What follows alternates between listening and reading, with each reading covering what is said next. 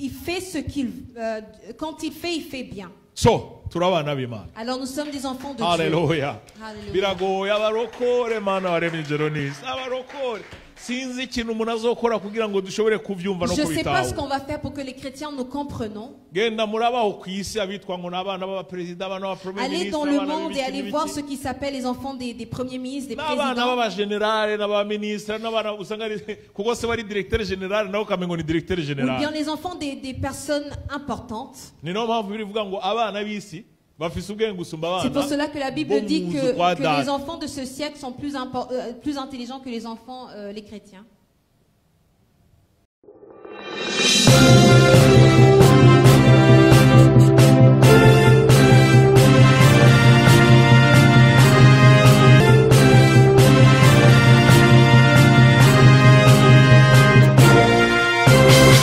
Umwami twizeye. Voici ce roi dans lequel nous avons cru. Paulo niwe yavuze ngo Paul a dit que ngo sikazimanira ati ibyo Kristo yakoze. je vais Nishimira ibyo Yesu yakoze. je vais être fier de ce que Jésus a fait. Nishimira ibyo umwami Je yakoze. vais être fier de ce que mon Seigneur a fait. Ntuze wigera ugira compromis Ne fais jamais des compromis ku byo Yesu yakoze mu bugingo par bwawe. ce que Dieu a fait dans ta vie. Ntuze usabire imbabazi Ne demande jamais pardon. ibyo Yesu yakoze mu Ne bugingo t'excuse bwawe. jamais pour ce que Dieu a fait dans Ntuze ta vie. ugire isoni N'aie jamais honte yo kuvuga ibyo Yesu yakoze mu de dire bugingo ce que bwawe. Dieu a fait dans ta vie. Kuko uwo mwami ni mwiza. Parce que ce moment est Ngo beau. arera agakiranuka. Ce moment est beau. Iyo akoze akora neza. Iyo yishuye yishura neza. Quand tu parles, parle bien. Quand Iyo tu réponds, akijije réponds bien. iyo akije arakubwira ngo genda urakize. Quand Dieu fait, il fait bien. Quand il répond, il Bikagenda répond gutyo bien. nyene. Il fait ce qu'il... quand il fait bien. So turabana b'Imana. Alors nous sommes des enfants de Dieu. Haleluya. Hallelujah. Biragoye abarokore mana waremye ijoro n'isi. Abarokore sinzi ikintu umuntu azokora kugira ngo dushobore kuvyumva no Je ne sais pas ce kubitaho. qu'on va faire pour que les chrétiens nous comprenons. Genda murabaho ku isi abitwa ngo n'abana b'abaperezida, abana b'abapremier Allez ministre, dans le abana monde et allez b'ibiki voir n'ibiki. ceux qui s'appellent les enfants des premiers ministres, des n'abana présidents. b'abagenerale n'abaministre n'abana usanga ari kuko se bari directeur général nawe ukamengo ni directeur Ou bien général. les enfants des personnes importantes. Ni no mpamvu birivuga ngo abana b'isi bafise ubwenge gusumba C'est pour abana. cela que la Bible Bon dit muzu kwa que data. les enfants de ce siècle sont plus intelligents que les enfants, les chrétiens. Siko biri none. Est-ce que c'est pas ainsi? Na cyane cyane muri Afrika umwana wa president umengo nawe ni president. Et surtout en Afrique, l'enfant du président, c'est comme si c'était un président. Ni kubera iki? Pourquoi? Kuko bazi ico bari. Parce qu'ils savent qui ils sont. Kuko arabizi mu gihugu. Ils savent que dans le pays, Ufise ijambo rya nyuma n'isi. que la personne qui a le dernier mot, c'est leur père. So kubera iyo mpamvu Et à cause de cela, alors, arashobora kwipermeta kuvuga ivyo ashatse, ils se permettent de dire ce qu'ils veulent, gukora ivyo de ashatse. faire ce qu'ils veulent. Hari no mu bihugu bimwe bimwe Il y a même dans certains pays bakubita abo bashatse, où ils peuvent punir ou bien maltraiter ceux qu'ils veulent bakanica abo bashatse. et tuer ceux qu'ils veulent.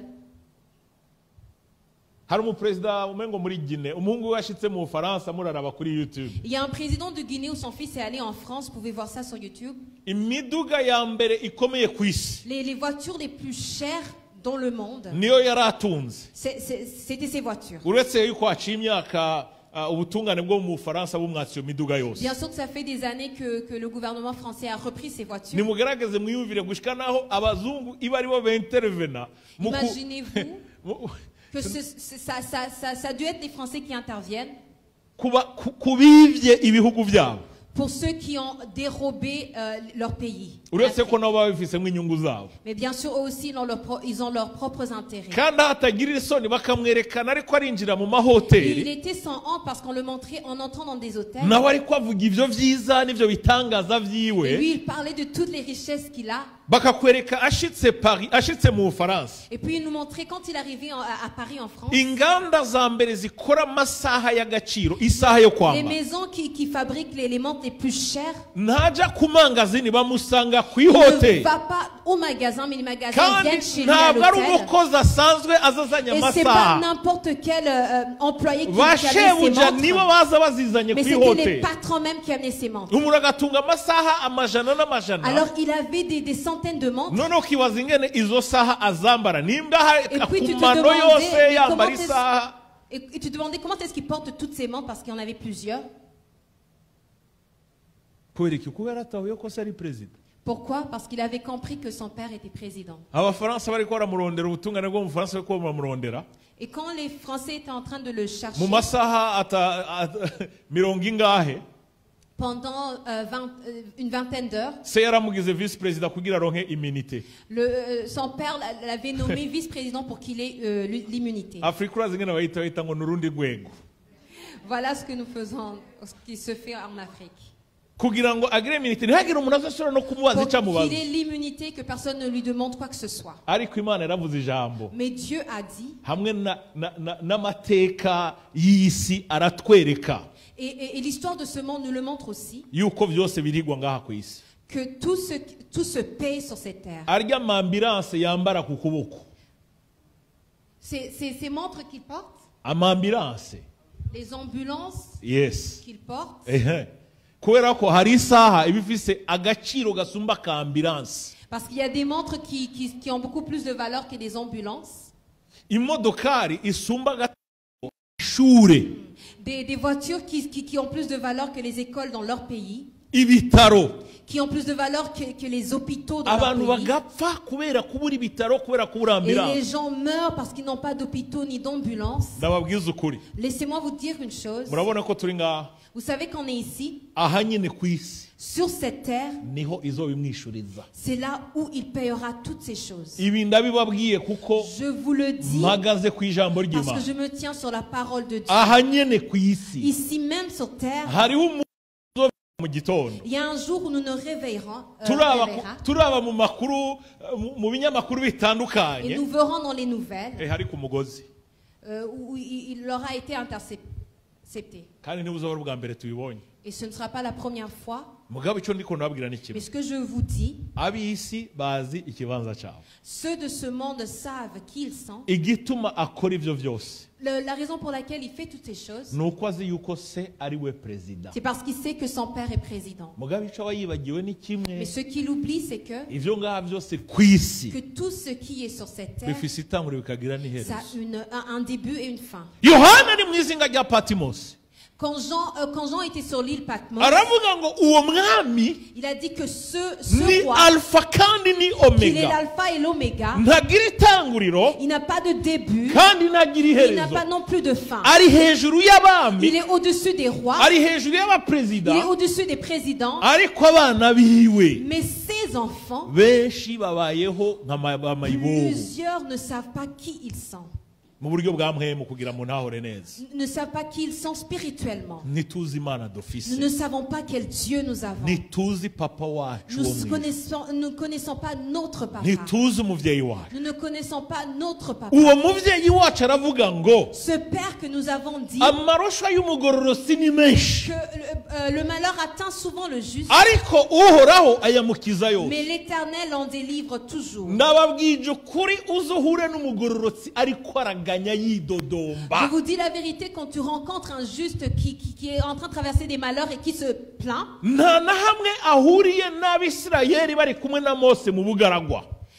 il est comme les Israélites lorsqu'ils étaient dans le désert. Je répète,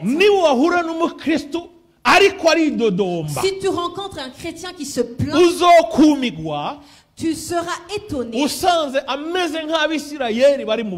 étonné de voir qu'il est comme les Israélites dans le désert. Souvenez-vous qu'ils venaient de chez Pharaon. Chez Pharaon, ils étaient des esclaves. Ils étaient maltraités. Ils travaillaient nuit et jour. Ils ne se reposaient pas. Et puis maintenant, Dieu est venu. Il les a retirés de chez Pharaon. Il est en train de les mener vers la terre promise. Vers la terre où coule le lait et le miel. Où ils seront libres. Où ils pourront travailler sans que personne se tienne sur leur tête. Là même dans le désert, quand ils avaient faim, Dieu pourvoyait la manne. Quand ils avaient encore faim, et la manne descendait encore une fois. Mais le lendemain, il disait à Moïse, Tu nous as amenés pour mourir dans le désert. Pourquoi ne nous avons pas laissés en Égypte? Parce que nous mangeons de la concombre. Écoutez le niveau auquel ils étaient. La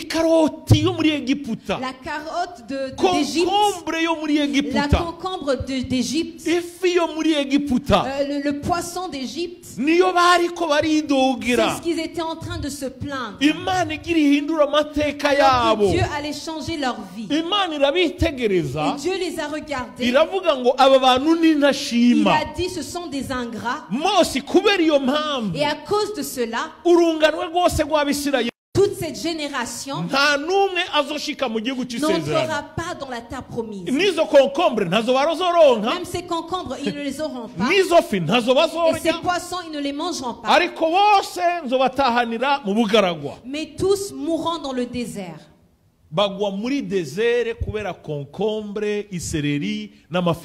Et ils sont morts dans le désert à cause de la concombre et de la carotte de l'Égypte.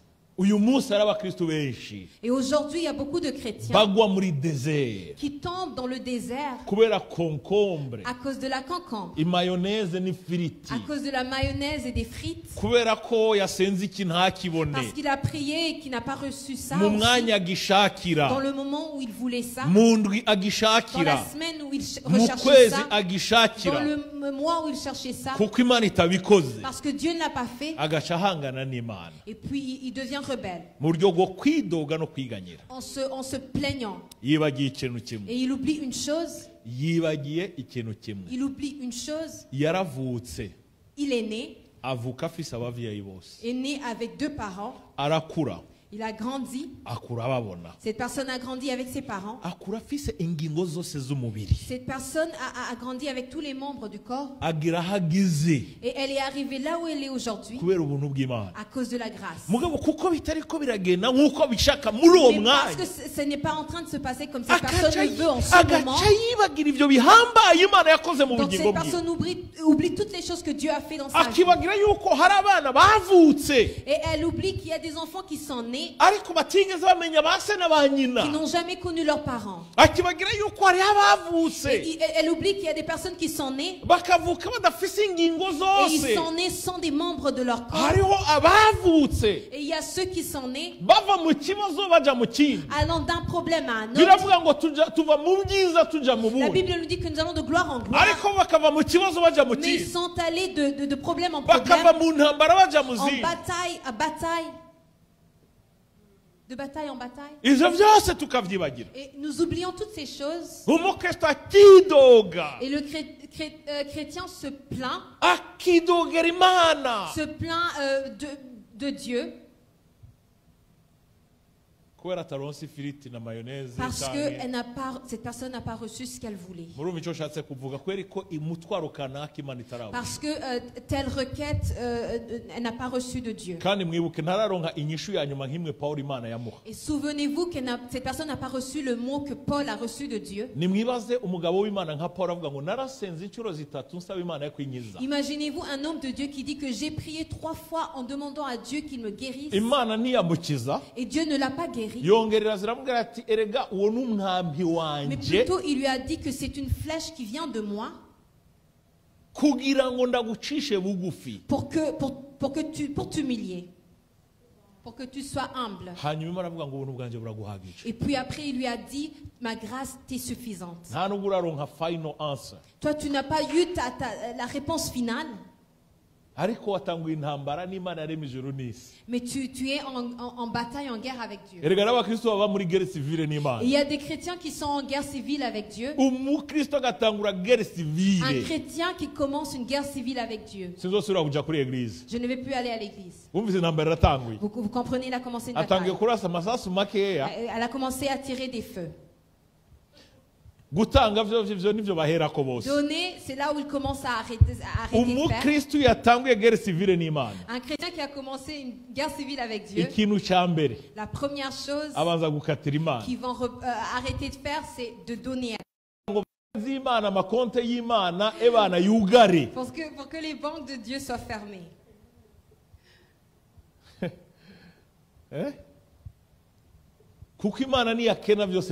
Parce que si Dieu est pauvre, toutes les choses vont s'arrêter. Et après avoir fait ça, cette personne arrête de servir. Et il y a même ceux qui, avant, ils s'asseyaient devant. Maintenant, ils s'assoient derrière. Cette personne a passé toute une année en s'assoyant devant. Mais d'un coup, elle change de place. Ne regardez pas Richard, nous savons pourquoi il est assis derrière. Que Dieu soit loué.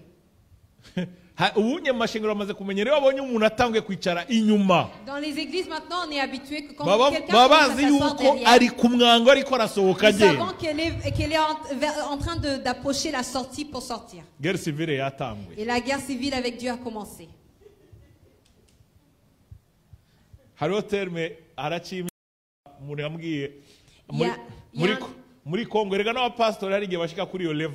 Il y a un terme que quelqu'un m'a dit il y a des années au Congo, parce que des fois des pasteurs aussi arrivent à ce moment. Il y a des pasteurs qu'on appelait Walio Kasilika. En Swahili, cela veut dire ceux qui ont été attristés. Donc des pasteurs qui ont vraiment servi Dieu. Mais au lieu d'aller de gloire en gloire, ils sont allés de pauvreté en pauvreté. Alors ils sont en colère avec Dieu. Et ils se sont même donné un nom. À partir de ce nom, nous sommes appelés Walio Kasilika. Ça veut dire que nous évangélisons. Nous allons évangéliser et pécher. Nous allons chercher par nos propres moyens. Nous allons chercher par nos propres moyens. Donc ils sont en colère et ils veulent montrer à Dieu qu'ils sont vraiment en colère. Laissez-moi vous dire une chose. Ne jouons pas avec Dieu. Moi, j'ai vu une personne il y a longtemps qui s'était révoltée, qui était en train de se battre avec une personne. Elle était en train de se battre avec quelqu'un d'autre. Et les gens le conseillaient, lui disaient, mais elle a continué à dire, non, je vais lui montrer. Cette autre personne lui a juste donné un seul coup. Et puis il est tombé à quelques mètres. Et cette personne s'est tue. Et puis le combat s'est arrêté là. Le combat s'est arrêté là. Walio Kasilika s'est arrêté là. Tu peux te révolter contre Dieu.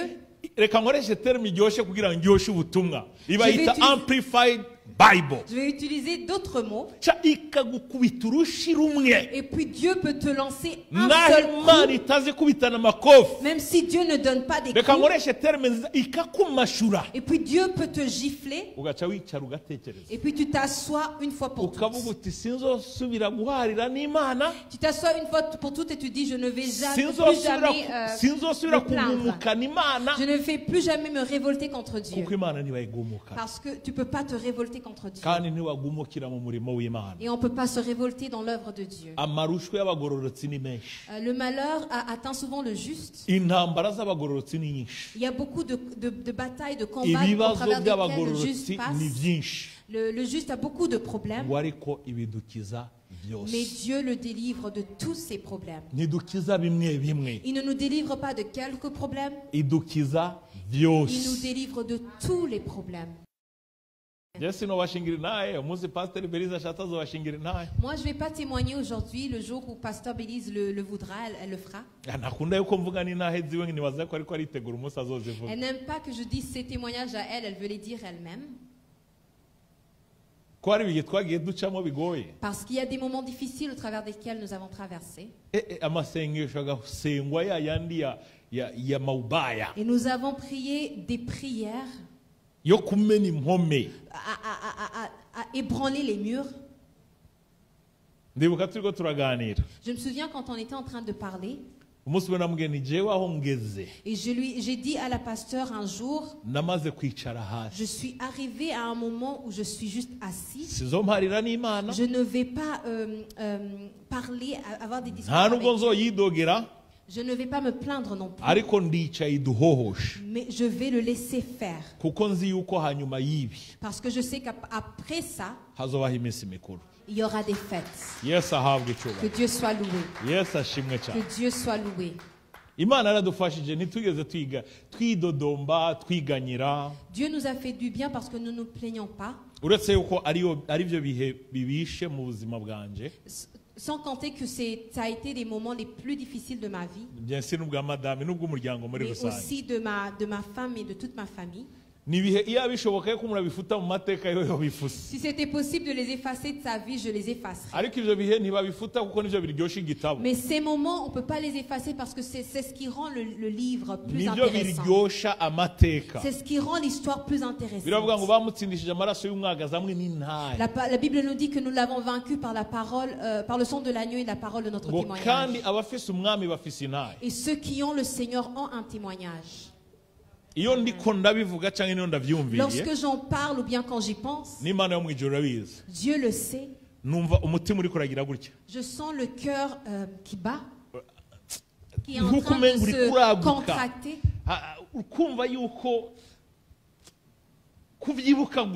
Et je sens que même y penser,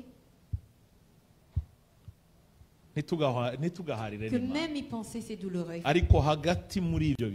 Mais au travers de ces moments, c'est le moment de servir Dieu comme jamais auparavant. C'est le moment de prier comme jamais auparavant. Parce que Dieu qui a créé les cieux et la terre, il nous a donné les promesses que nous aurons beaucoup de problèmes, mais il nous délivrera de tous ces problèmes. Nous n'avons pas beaucoup de temps. J'aurais pris le moment de t'expliquer ce que ces problèmes sont.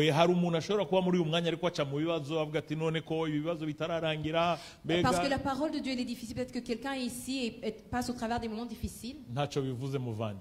Mais ça ne fait rien. Parce qu'il y a une chanson qui dit que la paix que Dieu me donne surpasse tout ce que j'ai connu. Alors je peux marcher parce que j'ai appris à croire. Au travers de tous les problèmes, au travers de tous les problèmes que j'ai traversés, la paix que Dieu m'a donnée.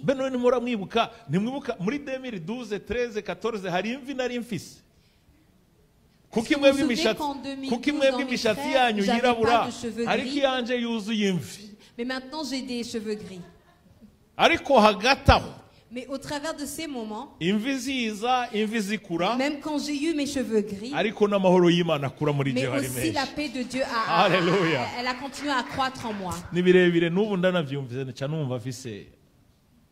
Anyway. Il y a beaucoup de choses à dire sur ça. Il garde tous ses os, aucun d'eux n'est brisé. Aucun d'eux n'est brisé. Mais on est toujours dans ses promesses. Même si quelqu'un venait te dire je vais briser tes os, tu lui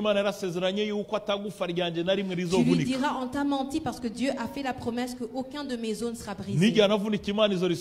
Que même s'ils sont brisés, Dieu les restaurera. Peut-être que quelqu'un dit ici mais j'ai brisé mon os et puis on m'avait mis mais ça, c'est une autre étude. Je veux te rappeler que même quand tu t'es brisé la jambe, ce qu'ils ont utilisé pour te soulager, c'est des choses que Dieu a créées au travers des hommes. Si Dieu n'avait pas créé les choses desquelles on a fait ces métals, si Dieu n'avait pas donné l'intelligence à ces médecins, peut-être que ton os qui était brisé serait resté brisé. Je ne vais pas rentrer dans les détails parce qu'on n'a pas assez de temps. Le malheur tue le méchant. Et les ennemis du juste sont châtiés. N'aie jamais de conflit avec des justes. N'aie jamais des conflits avec des enfants de Dieu. Parce que même dans leur faiblesse et dans leur force, Dieu est toujours près d'eux. C'est pour cela que j'aimerais te demander une chose. Et je vous le dis souvent. Ne te venge jamais. Ne réponds mal à un autre. Ne parle pas de mal à ceux qui ont parlé mal de toi. Ne désire pas du mal pour les autres parce qu'ils l'ont fait pour toi. Parce que la Bible dit que la bataille appartient à Dieu. C'est une chose que j'ai compris dans ce monde. C'est que chaque personne qui cherche à faire du mal à un enfant de Dieu, que chaque personne qui te veut du mal, qu'elle n'arrivera jamais à sa fin. Mais Dieu mais Dieu humiliera cette personne au bon moment, le moment où tu t'y attends ou pas. Dieu va venir te faire du bien aux yeux de cette personne qui te voulait du mal. Comme David a dit, qu'il alloigne ma tête d'huile dans la présence de mes ennemis. Mais alors n'aie pas d'ennemis. Laisse les autres te faire des ennemis. Mais continue ta route en chemin. Demande à Dieu de t'aider. Que tu n'y penses même pas à ces personnes qui te veulent du mal. Pour que tu ne penses pas à propos d'eux. Mais que tu continues ta route et ton chemin jusqu'à la fin de ton appel. Je sais que Dieu les corrigera parce que c'est ce qu'il dit dans sa parole. L'Éternel délivre l'âme de ses serviteurs et tous ceux qui l'ont pour refuge échappent au châtiment. Dieu nous a fait de la grâce. Aujourd'hui nous croyons en lui. Aujourd'hui nous sommes dans sa maison et nous sommes appelés enfants de Dieu. Dieu nous protégera. Il nous protégera dans cette vie. Il nous protégera dans la vie à venir. Dieu a fait la promesse. Il a dit que même dans la vallée de l'ombre de la mort, Dieu sera avec nous, sera notre berger. Même dans les problèmes au travers nous traversons, ce n'est pas le dernier mot de Dieu. Les problèmes que nous rencontrons, que tu ne sois pas découragé. Parce que Dieu n'a pas dit son dernier mot. Mais la bonne chose c'est que nous connaissons le dernier mot de Dieu. Le dernier mot est qu'il nous protégera, nous gardera. Il nous gardera. Il sera avec nous. Il nous amènera de gloire en gloire. Il nous fera les têtes, jamais les queues. Il nous fera asseoir avec les grands et les rois. Chaque fois que nous traversons, nous marchons avec Dieu, en connaissant les promesses de Dieu, en marchant dans les promesses de Dieu. Je vous dis la vérité, tout ce que Dieu a fait, les promesses arriveront. Ce qui n'arrivera pas, c'est parce que nous ne connaissons pas ces promesses. Les promesses qui ne se réalisent pas, parce que par nous-mêmes nous les avons retardés. Parce que nous sommes en train de jouer les jeux que les Israélites ont joués dans le désert. Parce que nous sommes en train de demander la concombre et du poisson, alors que Dieu veut nous donner du lait et du miel. Dieu veut nous donner du lait et du miel. Mais nous sommes en train de demander de la concombre. Nous sommes en train de demander de la carotte. Mais Dieu, lui, il veut nous donner du lait et du miel. C'est pour cela qu'il y a des choses qui sont retardées dans nos vies. Parce que nos yeux ne sont pas fixés sur le lait et sur le miel. Mais nous sommes en train de penser aux poissons d'Égypte. Et Dieu dit, j'attends encore. Jusqu'à ce qu'ils reviennent, leur intelligence revienne sur le bon chemin. Pour que leur cœur revienne sur moi. Et puis ils vont commencer à boire du lait des cieux. Ils vont commencer à goûter du miel des cieux. Que Dieu soit loué. Que Dieu soit loué. Voici le Dieu en qui nous avons cru. Voici le Dieu en qui nous avons cru. Ce que je sais sans douter, c'est que moi j'ai choisi de le suivre jusqu'au jour où je le verrai. Et ce que je sais, c'est qu'il n'échoue jamais. Moi, je peux échouer. Mais lui, il ne me laissera jamais. Il sera toujours avec moi. Il sera toujours avec moi. Dans les moments de force et dans les moments de mes faiblesses. Et aussi dans les moments de confusion. Dans les moments de richesse ou de pauvreté. Dieu sera toujours avec moi. Et il n'y aura aucun jour où je douterai que chaque fois que je serai avec Dieu, que Dieu sera à mes côtés. Le peuple de Dieu, continuons à servir Dieu, continuons à donner pour le royaume de Dieu. S'il y a quelque chose qui des fois me mélange et qui touche mon cœur,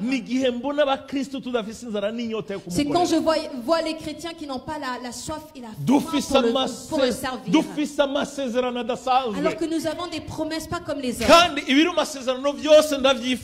Et toutes ces promesses, moi je les veux pour moi-même. Toutes ces promesses, je les désire pour moi-même. Je désire toujours avoir cette paix. Je désire de toujours croire sans douter que Dieu est à mes côtés, qui me fait traverser chaque malheur et chaque problème. C'est pour cela qu'il n'y a aucun jour de ma vie où je ne chercherai pas une opportunité de servir Dieu. C'est pour cela que je demande toi aussi, frères et sœurs, d'ouvrir tes yeux, de garder tes yeux fixés sur Dieu. Fix your eyes on Jesus. Fixe tes yeux sur Dieu. Fix your eyes on ministry. Fixe tes yeux sur son ministère. Fixe tes yeux sur le ministère. Et rentre dans le ministère. Et rentre dans l'œuvre. C'est très bien que nous allons à l'école pour apprendre. C'est bien que nous allons travailler pour vivre. Mais nos yeux ne doivent jamais quitter Jésus. Mais nos yeux ne doivent jamais quitter l'œuvre. Parce que toute chose passera. Mais la parole de Dieu restera éternellement. Dieu restera éternellement. Et les choses de son royaume resteront. Et c'est ce qui fera qu'un jour nous tiendrons devant Dieu. Où chaque personne se tiendra devant Dieu. Pour dire à Dieu ce que cette personne a fait pour Dieu. Pour rendre compte de ce qu'on aura fait. Alors venez, cherchons à travailler dans l'œuvre. Soyons occupés dans l'œuvre de Dieu. Quand je vois que quelqu'un n'est pas occupé à faire l'œuvre de Dieu, je prie pour que Dieu lui fasse grâce. Mais parce que je sais que si ça continue ainsi, sa destinée sera remplie de problèmes, d'épines, de plaintes. Parce que ce qui nous garde dans ce monde, c'est chaque fois notre cœur est sur Dieu. C'est chaque fois que nos pensées sont fixées sur Dieu. Oui, des fois les gens se moqueront de toi. Ils vont penser que tu es trop. Mais tu n'es jamais trop lorsque tu sers Dieu.